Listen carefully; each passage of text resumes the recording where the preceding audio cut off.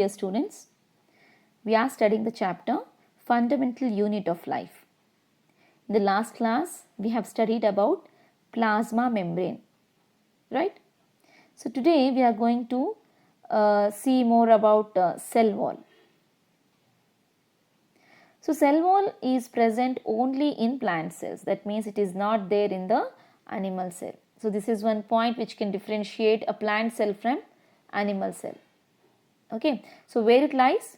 It lies outside the cell plasma membrane or cell membrane. Okay, it is only in case of plant cell. So it is made up of cellulose. So here the plasma membrane is made up of lipids and proteins, right? But the cell wall is made up of cellulose. What is a cellulose?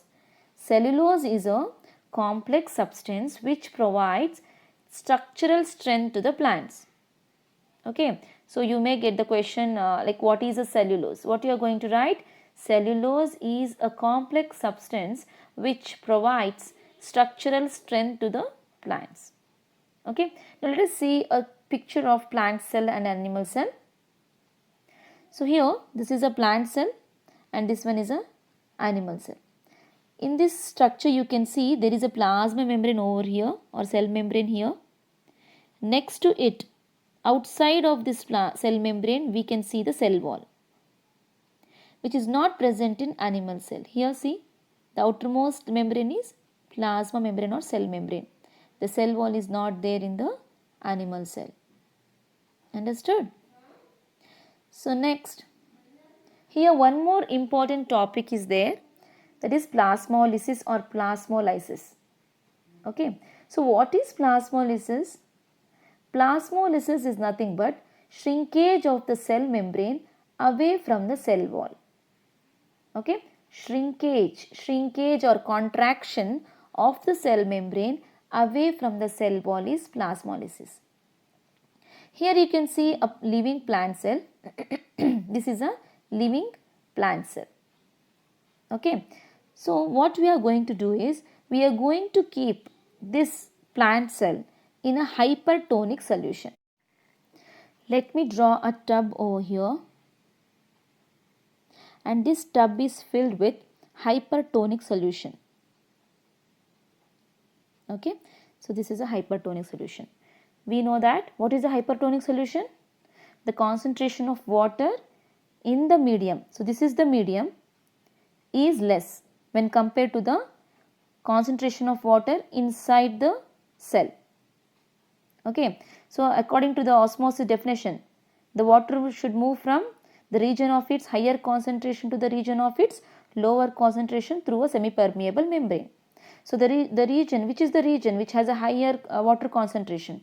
So this is the region where the water concentration is more, and that means the water should move from inside to out. Correct? So here the water is moving from inside the cell to outside the cell. Because of this movement, what happens? There will be a shrinkage in the cell membrane.